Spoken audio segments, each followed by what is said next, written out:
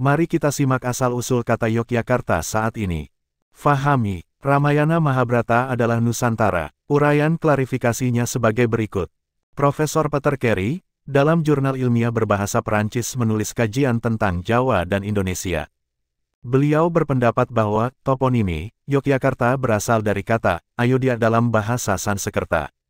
Sedangkan dalam bahasa Jawa Baru adalah Ngayodhya, yang mengacu pada ibu kota Rama dalam Ramayana. Kita cermati. Literasi kata Ayodhya dalam dialek bahasa Jawa. Nga plus kata Ayodhya. Nga plus kata Yogya.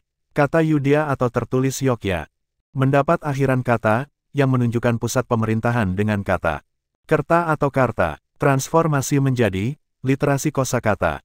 Yogya plus Karta, kemudian menjadi kata utuh. Yogyakarta. Dalam bukunya, Thomas Raffles, History of Java 1870, menegaskan bahwa kota ini diberi nama oleh pendirinya menurut nama Ayudhya.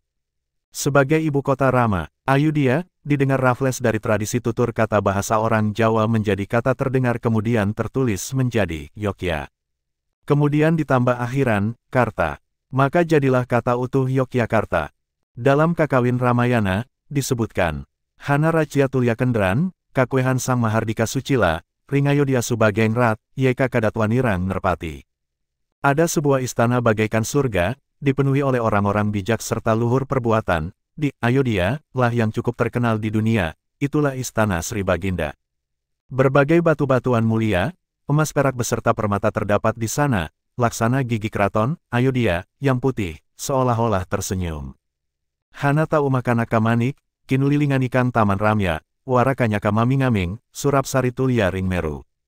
Cermati ini, Purana, Itihasa Ramayana dan Mahabharata menyebutkan berbagai nama kerajaan, Baratahanda, atau Baratawarsa. Dan kata, Meru. Kata Meru ini, adalah penyebutan untuk gunung, atau daerah yang berpegunungan, hal ini juga ditampilkan pada acara pewayangan sebagai gunungan. Jadi daerah masa maju terdahulu yang tertuang dalam cerita Ramayana dan Mahabharata, ada pada daerah yang banyak gunung-gunung, atau daerah pegunungan, yaitu daerah volcano. Mari kita ikuti penjelasan selanjutnya tentang tanah India yang dianggap sebagai daerah yang ada di dalam Ramayana dan Mahabharata. Kapan berdirinya kerajaan-kerajaan di India? Hasil penelitian tentang kapan siapa di mana asal-usul kerajaan dengan penamaan mirip cerita Ramayana Mahabharata di India tidak diketahui dengan jelas dan tepat, kadangkala disebut dalam sejarah sebagai era mitologi. Kita cermati kesejarahan pada daerah yang kini disebut India. Pada zaman prasejarah India, dipercaya muncul bersamaan dengan ditulisnya Weda yang pertama, yaitu Rigveda sekitar tahun 1500 SM. Tertulis dalam kesejarahan India, budaya Veda dibawa oleh kaum pendatang, dan pendatang itu disebut bangsa yang bernama Arya Cakya Saka Sitya. Maksudnya, Veda baru dibukukan atau dituliskan pada tahun 1500 SM, masa setelahnya lahir dua agama pada 500 SM di India, Buddhism dan Jainism, dengan tokohnya Siddhartha Gautama dan Mahavira. Baru kemudian pada abad 19 Masehi lahir agama berbasis Veda, yaitu Hinduism untuk membedakan diri tidak sebagai dua agama terdahulu dan juga tidak Islam. Kerajaan di India dengan nama mirip dalam Ramayana, muncul sekitar tahun 500 SM dan mirip Mahabharata, sekitar tahun 400 SM. Artinya, penamaan kerajaan India berdasar nama pada Ramayana baru muncul sekitar tahun 500 SM, jauh setelah Veda dibukukan oleh kaum pendatang yaitu bangsa Arya atau Saka, di tahun 1500 SM di saat Veda dituliskan di India di luar tanah asal konsep Veda ada, yaitu daerah yang berada di arah timur. Penamaan kota-kota itu di daerah baru dinamakan seperti pada cerita Ramayana. Di mana pada saat itu lahir ajaran baru, sebagai proses kontra yang alami terhadap kekhawatiran hilangnya budaya berbasis Vedik. Ajaran baru, yaitu Jainism dan Buddhism, di India. Penamaan daerah dengan nama-nama mirip cerita Ramayana dan Mahabharata itu atas inisiatif bangsa pendatang, yaitu kaum Saka. Kemudian baru pada tahun 1830 secara formil lahir nama Hindu, kemudian ditambah akhiran Isme, untuk merujuk pada ajaran agama. Sejarawan Muslim mencatat India saat sekitar 500 Masehi dengan sebutan Ayodhya. Ini keberhasilan mereka atas publikasi kaum Saka di India saat itu dan Nusantara disebutnya Al-Hind, sebagai negeri timur, atau negeri yang berada di wilayah arah timur dari India saat itu. Kata Al-Hind, sebutan ini berlanjut menjadi atau mendapat akhiran huruf A, menjadi Hind plus A, yang berarti wilayah kedua atau satelit dari daerah Al-Hind asli, terbaca Hind ditambah A, menjadi Hindi, ya, yaitu Hindia, terucap singkat menjadi India. Di masa era kolonialis di India wilayah timur itu, mereka identifikasikan dengan menyebut Nusantara sebagai Hindia belakang. Maksud kata belakang adalah Hindia yang lebih dahulu ada dari penyebutan Hindia prakolonialis di sana. Sekali lagi fahami ini, Nusantara saat itu disebut sebagai Hindia belakang. Maksud kata belakang adalah Hindia yang lebih dahulu ada dari penyebutan Hindia prakolonialis di sana. Mari kita simak berdasar telah kajian berdasar pada kitab-kitab dokumen terdahulu. Dalam teks Pasca Veda, Mahabharata Udyoga Parva 108 tentang kata Timur. Tertulis sebagai berikut, Timur digambarkan sebagai tanah air asal budaya, Veda, di mana pencipta alam semesta pertama kali menyanyikan Veda. Maksudnya, sebelum Veda dituliskan di India, intisari ajarannya itu sudah ada di wilayah arah timur, dari lokasi penulisan Veda di tempat lain, di mana sumber konsep dasar Veda itu berasal dan lokasi itu adalah Asia Tenggara Nusantara Indonesia terdahulu. Berdasarkan dan merujuk catatan sejarah India dari para Indolog, kronologis asal-usul agama di India dimulai masuknya bangsa Arya, Cakya, Saka yang membawa perubahan yang sangat besar dalam tata kehidupan masyarakat India sejak 3102 SM sampai 1300 SM. Mereka menyimpulkan yaitu bahwa Arya bukanlah penghuni pertama India dan peradaban Harappa, Dravida, ada jauh sebelum kedatangan mereka. Ini berarti bahwa bangsa Arya atau budaya Veda bukanlah sumber tunggal awal peradaban di India, bahwa sumbernya berasal dari tempat lain. Perubahan tersebut terjadi karena bangsa Arya melakukan integrasi kebudayaan dengan bangsa asli India, Dravida, dan selanjutnya integrasi ini melahirkan 3 agama India. Dijelaskan, bangsa Arya setelahnya mulai menulis kitab-kitab suci Weda sekitar 1500 SM. Kitab suci ini dituliskan dalam 4 bagian seperti Rigveda, Samaveda, Yajurveda, dan Atharva Veda.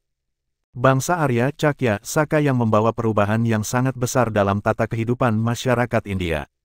Perhatikan hasil telah kajian selanjutnya.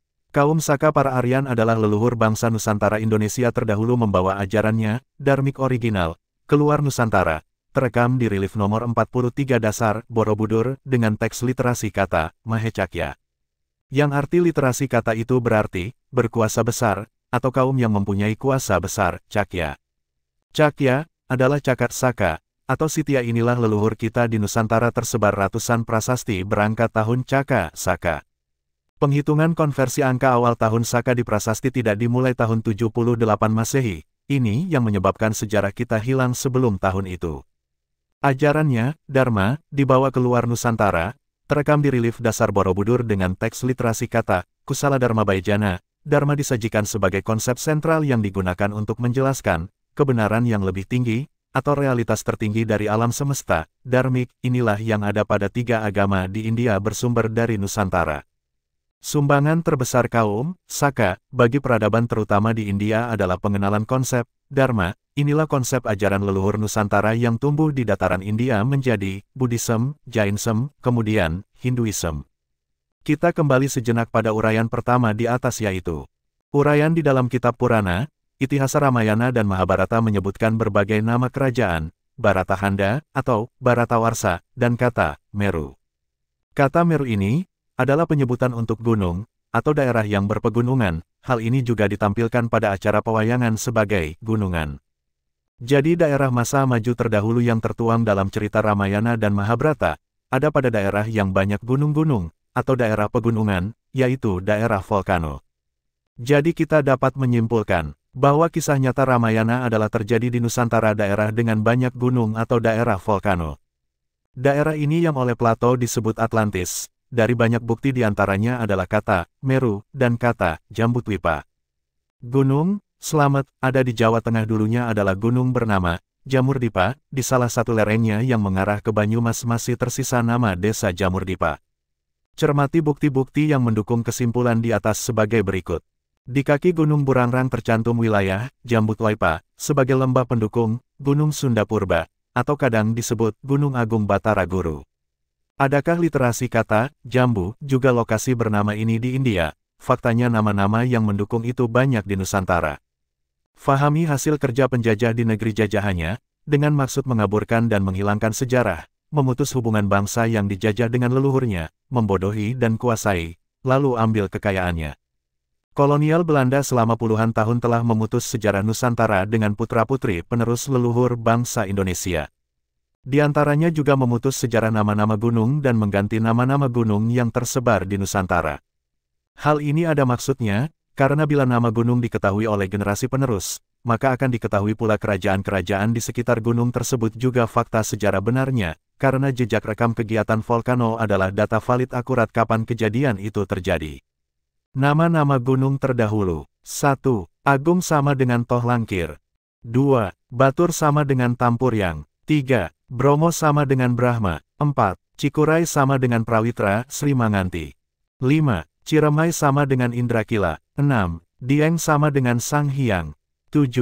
Galunggung sama dengan Kendiaga. 8. Gede sama dengan Katong, Ageng. 9. Karang sama dengan Nisada. 10. Kelut sama dengan Kamput. 11. Lau sama dengan Mahendra. 12. Merbabu sama dengan Limohan. 13. Muria sama dengan Retau. 14. Papandayan sama dengan Danghyang. 15. Penanggungan sama dengan Pawitra. 16. Perahu sama dengan Baito Raung. Gunung-gunung di dekat Gunung Raung Jawa Timur dulunya adalah Gunung Semeru yang asli. 1. Rinjani sama dengan Samalas, Rinjani Purba. 2. Salak sama dengan Sabto Argo. 3. Slamet sama dengan Jamur Dipa. 4. Semeru sekarang sama dengan Salaka. 5. Sumbing sama dengan Sungging. 6. Sundoro sama dengan Sundoro tetap. 7. Toba sama dengan Kelasa. 8. Ungaran sama dengan Sakaya. 9. Welirang sama dengan Gora. 10. Wilis sama dengan Pawinihan. Upaya pembodohan terhadap bangsa Nusantara adalah kejahatan terbesar Belanda terhadap bangsa ini Indonesia. Tidak ada pemaknaan abadi dalam sejarah. Sejarah dalam dekade waktu tertentu bisa dianggap sakral, akan runtuh oleh perkembangan kemajuan ilmu pengetahuan. Revisionis histori adalah para pekerja yang berada dalam proses alami sejarah itu sendiri, menyempurnakan, distorsi, subjektif penulis sejarah terdahulu, sejarah akan memutar siklus alami. Membuktikan fakta nyata kebenaran masa lalunya, tidak ada yang dapat merubah fakta nyata kejadian masa lalu, hanya dengan merubah catatan apa yang terjadi sebenarnya. Buka cara pandang baru dalam memahami sejarah, jangan mudah percaya pada catatan sejarah yang ada saat ini, jika sejarah itu tidak masuk logika akal sehat. Bahwa sejatinya kitalah yang mewarnai tanah India. Pertanyakan kembali, apa yang diceritakan dalam sejarah itu, karena sejarah kita yang ada saat ini, masih ikut pada konsep-konsep indianisasi penjajah.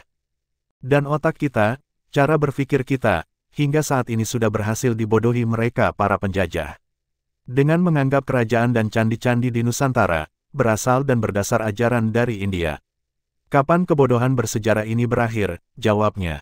Ikuti kajian Santo Saba, simak cermati diskusikan isinya, sebelum dan sesudah video ini. Demi kembalinya sejarah benar Nusantara, bagikan video ini ke medsos kalian. Tulis komentar, klik like dan subscribe. Terima kasih.